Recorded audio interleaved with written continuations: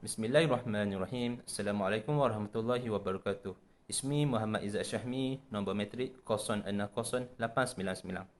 Tajuk yang diberikan kepada kumpulan kami adalah sifat dan akhlak kodi ketika dalam perbicaraan. Baiklah, secara umumnya, sifat dan akhlak kodi itu adalah boleh disamaertikan dengan istilah adab kodi ataupun etika seorang hakim. Amat penting bagi kita untuk mengetahui apa yang sebenarnya yang dimaksudkan dengan etika hakim dan adab kodi tersebut. Bagi etika itu adalah suatu prinsip moral atau nilai-nilai akhlak yang menjadi pegangan seseorang individu semasa menjalankan tugas. Penekanan di sini adalah etika sama erti dengan akhlak. Hakim pula adalah pegawai yang dilantik pemerintah untuk mengendali perbicaraan sesuatu kes di dalam mahkamah. Penekanan di sini hakim itu juga dikenali sebagai kodi dalam kalangan ilmu Islam. Seterusnya bagi istilah adab itu telah didefinisikan sebagai tingkah laku yang baik dan sifat-sifat yang terpuji dalam pergaulan seseorang. Kodi pula bermaksud orang yang menjatuhkan hukuman atau membuat keputusan di dalam sesuatu perkara berlandaskan hukum syariat Islam. Sekarang ini, kodi juga dikenali dengan sebagai hakim syar'i. Secara mudahnya, kita boleh nyatakan bahawa hakim adalah pengamal undang-undang konvensional dan kodi pula adalah pengamal undang-undang syariah. Selain itu, sifat dan akhlak kodi turut dapat diteladani menerusi sistem corak pengadilan ketika zaman Sayyidina Abu Bakar As-Siddiq. Hal ini dapat dilihat apabila Sayyidina Abu Bakar akan bermuzakarah bersama para sahabat yang lain dalam memutuskan dan melaksanakan sebarang perhakiman. Seterusnya kita lihat kepada tata tertib seorang hakim.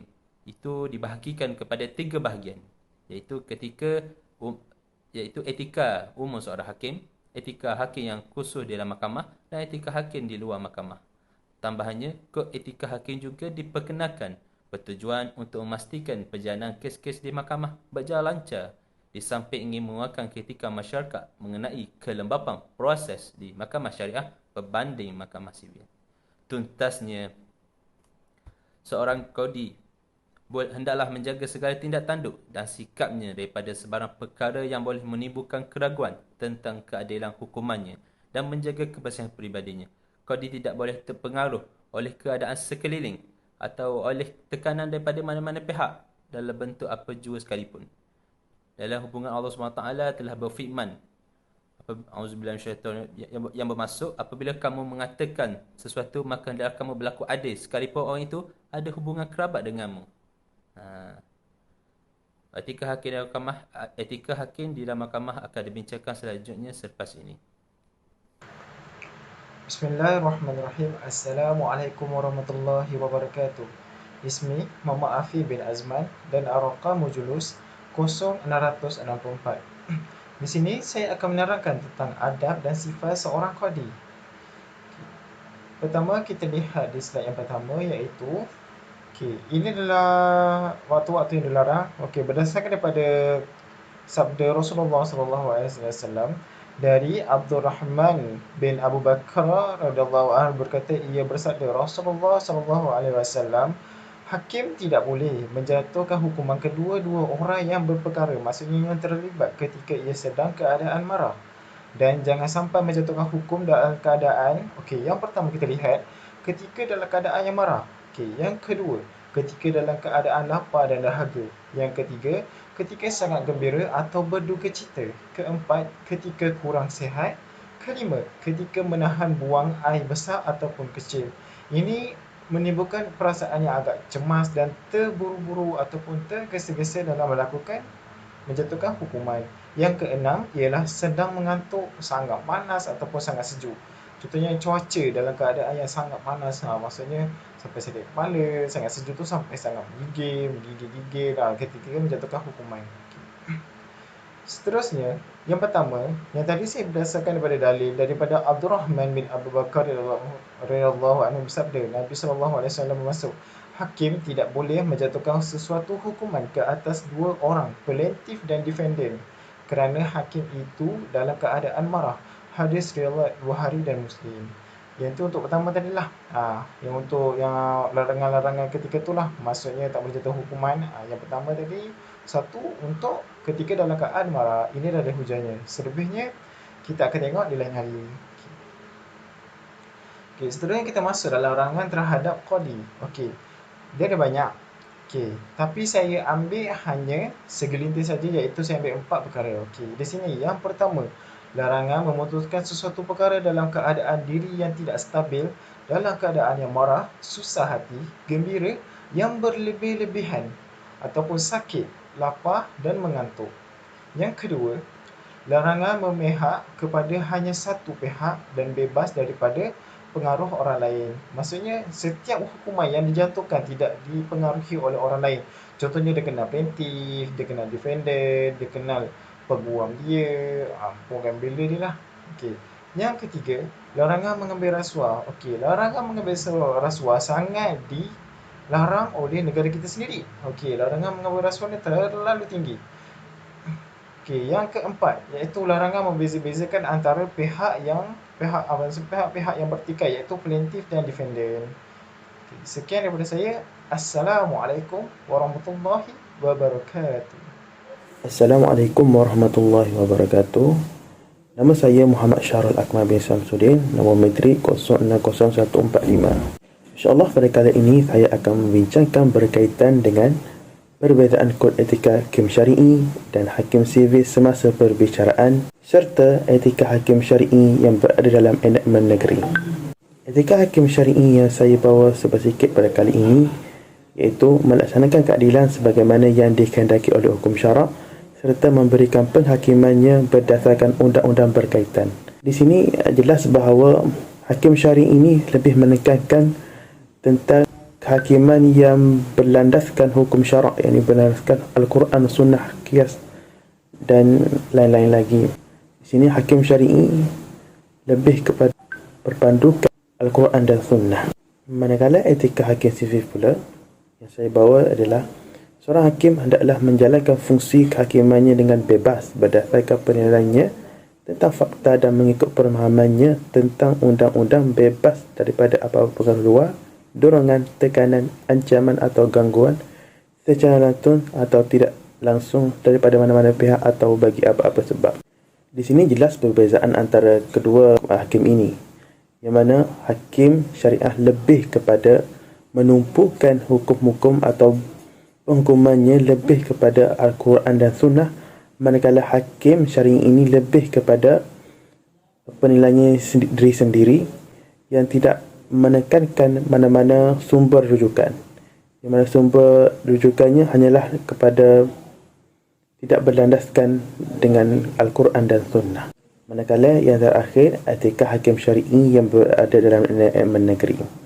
Di sini saya bawa kepada Jabatan Kehakiman Syariah Negeri Kedah menggariskan bahawa hakim eloklah memberi salam terlebih dahulu kepada hadirin sebelum hakim masuk, mana pihak-pihak terlibat hendaklah berada dalam Dewan Mahkamah terlebih dahulu. Di sini jelas etika yang berada di negeri tambahan daripada etika yang telah dikeluarkan oleh JKSM ialah hakim di Jabatan Kehakiman Negeri Kedah haruslah memulakan yang digalakkan untuk memberi salam terlebih dahulu sebelum perbicaraan dimulakan. Kesimpulannya, hakim syar'i dan hakim sivil ini amatlah berbeza dari segi etika penghakimannya, yang mana hakim syar'i itu sendiri menekankan keislaman ini Quran dan Sunnah, manakala hakim sivil ini lebih menekankan rujukan barat. Wallahu a'lam bissawab. Yang baik itu daripada Allah, yang lemah itu kekurangan itu daripada sendiri. Taufiq hidayah. Assalamualaikum warahmatullahi wabarakatuh. Baik, Assalamualaikum warahmatullahi wabarakatuh. Nama Muhammad Razak Aikal bin Muhammad Syukur, nombor metrik 061756. Okey, baik. Setelah dibincangkan dengan terperinci berkenaan sifat dan akhlak seseorang hakim, dapat dipelajari di sini bahawasanya sifat dan akhlak ataupun etika seseorang hakim yang cemerlang amat diperlukan di dalam sesebuah badan kehakiman di setiap negara. Hakim ni adalah orang yang menggunakan kuasa undang-undang untuk memutuskan kes secara adil berdasarkan fakta-fakta yang ada. Baik. Untuk membuat keputusan yang tepat dan bermaklumat, Seorang hakim ni perlulah berfikiran adil, profesional, berpengetahuan dalam undang-undang dan perkara-perkara ataupun sifat yang telah dibincangkan sebelum ini. Baik, jadi seseorang hakim yang tidak adil ataupun melanggar sifat dan akhlak seseorang qadi tentunya akan memberikan kesan kepada ramai pihak. Okey, baik. Kesan pelanggaran sifat dan akhlak qadi antaranya adalah yang pertama, masyarakat akan memandang serong institusi kehakiman. Yang kedua, akan berlaku penindasan kepada golongan lemah. Yang ketiga, masyarakat akan hidup dalam ketakutan. Dan yang keempat, kesan kepada hakim itu sendiri iaitu akan dikenakan sanksi.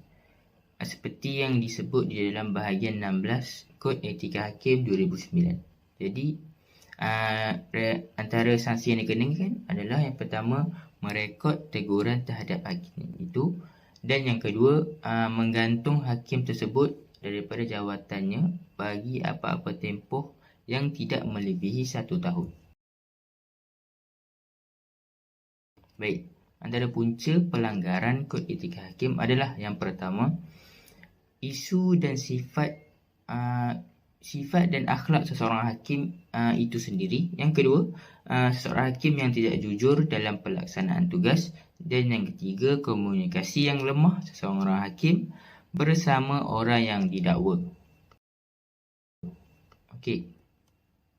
Seterusnya, aduan terhadap hakim. Sebenarnya masyarakat ataupun individu boleh membuat aduan terhadap hakim yang melanggar Kod Etika Hakim. Dalam pasal 12 Kod Etika Hakim 2009 memperuntukkan apa-apa aduan terhadap seseorang hakim yang dia katakan telah melanggar Kod Etika Hakim hendaklah dibuat secara bertulis kepada Ketua Hakim Negara. Baik. Teguran serta aduan terhadap hakim masih tidak meluas. Sedangkan kritikan yang membina adalah perlu untuk pemantapan jawatan hakim. Memang jumlah hakim masih tidak seimbang dengan peningkatan kes yang dibawa ke mahkamah. Namun perkara seperti ini tidak boleh dijadikan alasan ataupun lesen untuk terlalu berkompromi dengan tindakan segelintir hakim yang tidak menepati panduan syarak. Sekiranya perkara macam ni terus berlarutan, ia akan memberi kesan kepada ramai pihak. Baik, sekian saja daripada kumpulan kami. Assalamualaikum warahmatullahi wabarakatuh.